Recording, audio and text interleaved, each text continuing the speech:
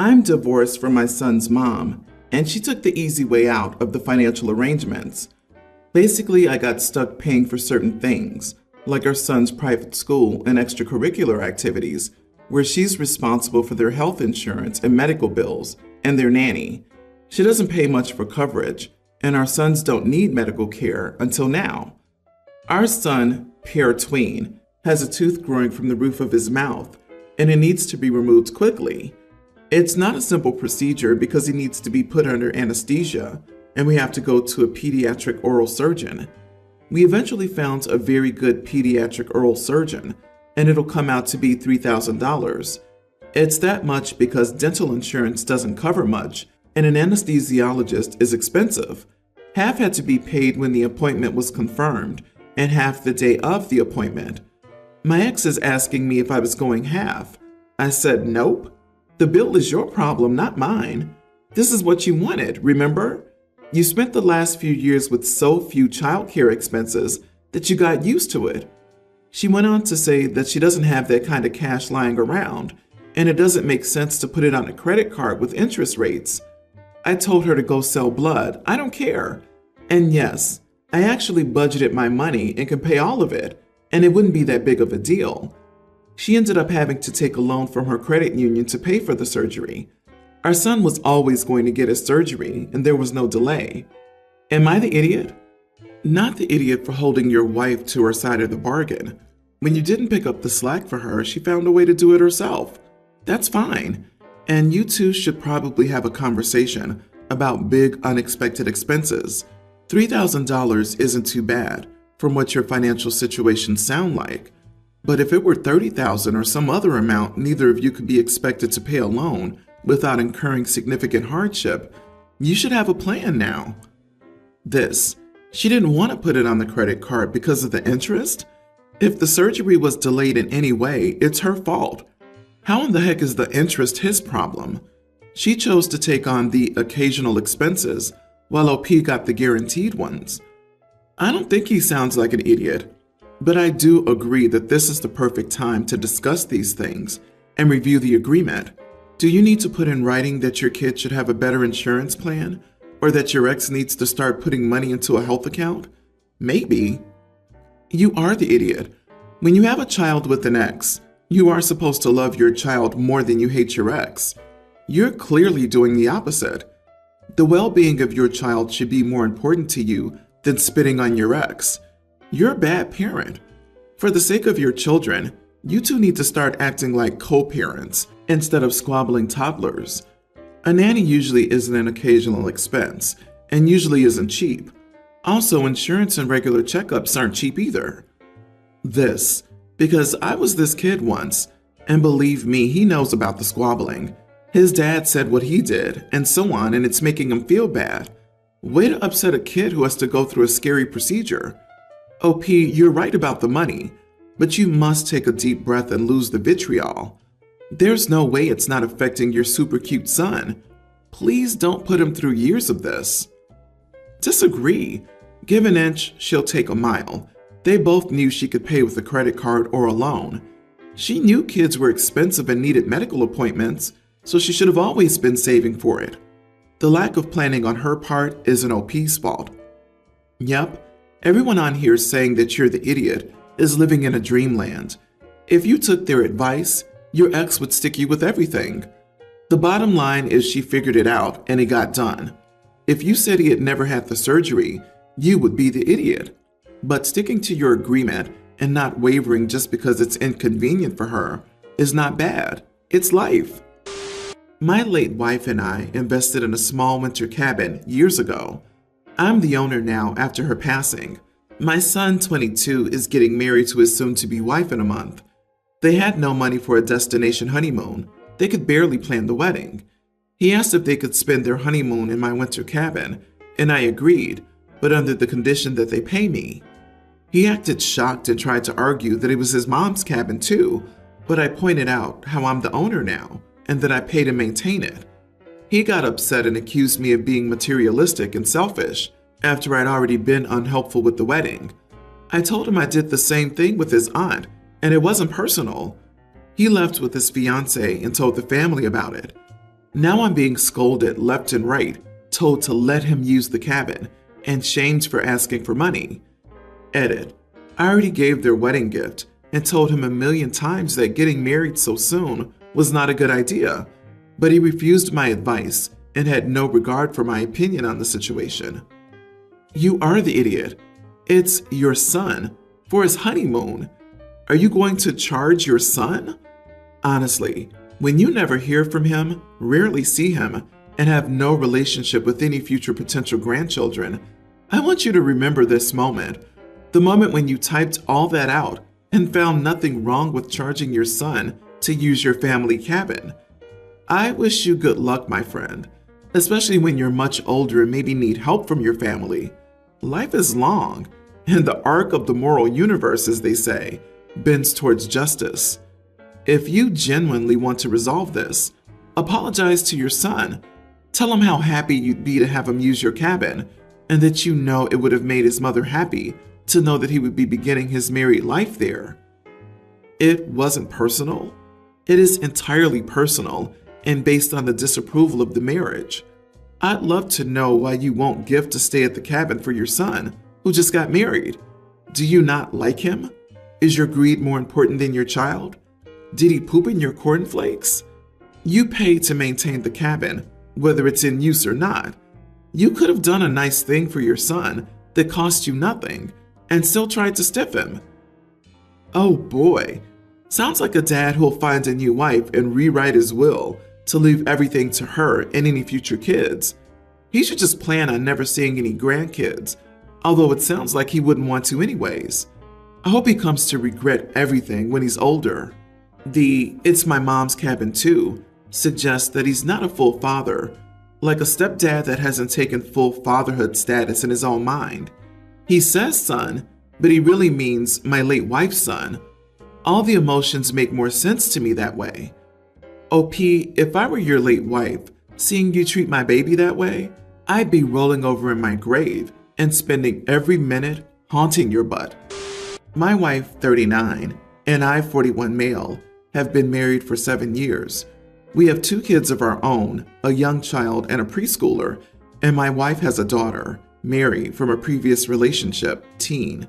My wife and her ex have split custody, and this year was supposed to be her ex's year to have their daughter for Christmas. But Mary has been fighting with her dad lately because she feels he's too strict. He's not, but that doesn't matter. He just has different rules for her when she's at his house, and Mary thinks that isn't fair. Since Mary was supposed to be with her dad for Christmas, we made plans to fly out of state to visit my family for the holidays. But last weekend, Mary was at her dad's, and they got into an argument. Mary returned to our house and told us that she didn't want to spend Christmas with her dad anymore.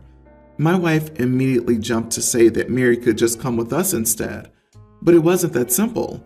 My wife and her ex have a clause in their custody agreement that requires the approval of both parents to take Mary over state lines. My wife specifically requested this clause at the time their agreement was made.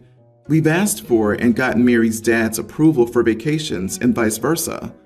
I reminded my wife of this and said that she'll need to talk to her ex before we try to make any travel plans for Mary.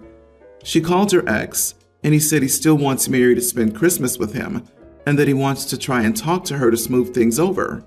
However, Mary says she doesn't want to talk to him at all. My wife explained this to her ex, and he said he wouldn't give permission to take Mary with us on our trip. He said he understands that Mary's mad at him, but he doesn't believe that it's fair that we take her with us for the holiday when it's supposed to be his time with Mary. His main point is that Mary spent the past 2 Christmases with us. Last year because of their custody agreement, and the previous year because of COVID restrictions. Personally, I completely see his point. Mary's mad at him, but he still wants to work it out and spend the holidays with her. My wife thinks he's being vindictive and not looking out for Mary's best interest. My wife wants us to now change our plans and stay home, instead of going to see my family. I told her I didn't want to do that. We've had these plans for months, and I'm looking forward to seeing my family for the holidays too. It's been 3 years since we've spent Christmas with them. I suggested to my wife that we all sit down and talk about this and work something out so that her ex and Mary can spend the holiday together. But she got mad at me for taking his side instead of supporting her and Mary. Both my wife and Mary are now angry at me for not wanting to change our Christmas plans to accommodate Mary. Of course, I'm not expecting everyone to be happy about this situation. I'm just trying to find a compromise that brings us back to our original plans. Am I the idiot? Edit. Mary's mad at her dad because she feels his rules regarding her curfew and car use are unfair. Mary has a driver's license but no car of her own. When she's at her dad's, he only allows her to have one friend in the car with her at a time. He also has an 11 p.m. curfew for her on weekends. She stayed out until almost 1 a.m. the last time she was there, and they argued about it. Not the idiot. It sounds like your wife likes Mary being mad at her father because she jumped on telling Mary that she didn't need to abide by the custody agreements instead of being willing to sit down with her ex and Mary and work something out. She's also refusing to even discuss options with you and instead is demanding you give up seeing your family to do things her way. Please tell her that you and your kids will be keeping your original plans since she isn't open to discussion or compromise, and she can stay home or go with you, her choice. I just checked. The world does not revolve around Mary. It's her turn to spend Christmas with her dad. Her dad won't agree to a change in plans, which in my opinion is reasonable.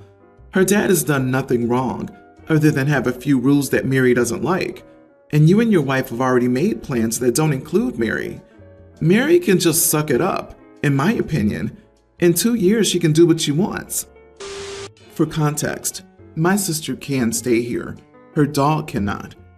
I, 29 female, have a 5-person household. My kids are a tween, a younger tween, and a young child. My husband is 31. My sister, 19, recently became homeless with her toddler son and dog. I'm her only option at this point. Our parents are scum, and we have no family that isn't estranged. She asked if she could stay here and has admitted there is no plan for the foreseeable future. She's still determining how long she'll be here. She only works part-time, so it's difficult for her to save. I told her she could stay here and so could my nephew, but the dog is not welcome in my home. I have many reasons for this. The main one is I'm not too fond of dogs. The other reason being that I have cats, and my sister's dog already attacked a cat back last year. More reasons, well, I just don't want it here. And I have the space, yard-wise. That's not the issue. I simply don't have the time, energy, or patience for her animal. I'm also not going to be feeding the animal, and I already know that she struggles as it is. I have no problem helping feed her or my nephew, but I'm not footing an extra bill for a dog. I didn't tell her all of this directly, but she does know my stance on dogs, and she also knows that I felt she should have never gotten the dog to begin with, because she's never been what could be considered financially stable. She's had the dog for 2 years. All I said was she and my nephew could stay for as long as needed, but the dog couldn't. She was immediately at my throat, questioning why I felt it was appropriate to ask her to get rid of her son's baby. I told her those are my stipulations, and I didn't have the energy to argue, considering I'm already offering up a lot. My boys will now have to share a room just to give her and my nephew a room. She hung up after crying and saying that I was being heartless. Am I the idiot? Edit. I told her to ask the child's grandparents to take the dog, but she's dead set on not wanting to separate her son and the dog. Not the idiot. Are our pets beloved family members? Yes. Is your sister in a vulnerable situation and desperately trying to keep her family together? No doubt. Does that mean that you should have to share a house with an animal that's already attacked one of your pets and whose requirements for care and feeding will likely end up being footed by you? Absolutely not. I understand your sister's situation, but she can look into having someone foster the dog or give it to a no-kill shelter. Her kid is a toddler. He's not going to remember the dog. Sister tried to use that as an emotional appeal, but it falls flat. Teenagers are rarely great dog owners in the best of circumstances. A teenager with a toddler, a job, and almost no support system definitely isn't the best home for a dog. OP, you're doing both your sister and her dog a favor. Yep, beggars can't be choosers. But unfortunately, I guess her son and dog can be together, either at his grandparents' or a shelter. She needs to get her priorities straight and make compromises. The lack of gratitude on her part for you supporting her for the foreseeable future is astounding. It sounds like she has a lot of growing up to do. I have 3 kids. My husband and I worked hard to raise them and get them to be productive adults, and they are. I'm proud of all 3. They were great kids and have become pretty good adults, if I do say so myself. When my oldest daughter married a widower who already had a toddler, my husband and I put money into an education fund. We did the same for every biological grandchild. We know a little bit about investing in compound interest. By starting early, we can invest a little bit each month, and by the time they graduate high school, we'll be able to provide each one with enough money for a good start in life. For example, my oldest grandchild just graduated from high school. We were able to let them know that after scholarships and everything was taken into account, they would be graduating debt-free. We don't give any of them the money. We pay for tuition and fees and such. We learned our lesson from our youngest, our only son. We gave him the money we had for his 2 older sisters. He had scholarships as well, but he blew through the money we gave him and chose to become a tradesperson instead. He does very well and now owns his own successful business. He was married, but it didn't work out. We have 2 grandkids from that marriage. Last year, he married a very nice woman with a teen son. She had him very young, and it caused a rift in her family. None of them came to the wedding. My son approached us about money for his stepson's education. After my husband and I discussed it, we said we could afford to give him $5,000 to help out, but that was it. My son is very disappointed. He knows that all my other grandkids have enough money in their accounts to pay for at least 2.5 years of in-state tuition and expenses. He makes good money, but he also likes to spend it on toys and vacations. I don't think that he or my daughter-in-law has anything put away for his stepson. That's why we offered $5,000. My son and his wife are planning ahead for when he graduates in June, and they're still complaining that I'm treating him differently from our other grandkids. I know that we are, but we didn't have almost 2 decades to save for him. That $5,000 came out of my fund for when I needed to replace my car. Not the idiot. You didn't have a lengthy head start to save for this grandchild the way you did for the others. He can be upset that his kid won't have the same head start, but he can't be mad at you for being unable to offer more. Now it's up to him to provide. Exactly how were you supposed to know he would marry someone with a child already almost through school? Was he expecting a secret hidden college fund that you were saving in case a last-minute teen grandchild popped up? I don't think your son has realistic expectations of the last-minute situation. College funds are saved for years to amounts actually needed. It sounds like you were still trying to offer what you could manage. Try and sit down with your son and explain again after he's calmed down. Hey mom, here's a new teen grandson for you to give me money. What the? Your son can't be serious. He's acting like an entitled brat with no knowledge of economics, fairness, or appreciation. This is not about bio or bonus children. To me, it screams pure entitlement and possibly some messed up sibling rivalry from his side. Update. I've talked to my husband and son. My son wants me to take money from all the accounts and make one for his stepson. We counteroffered to split the 2 accounts we have for his biological children into 3 and split the $5,000 into them, and we will continue to contribute to the accounts until they get used. He seems unhappy with that option.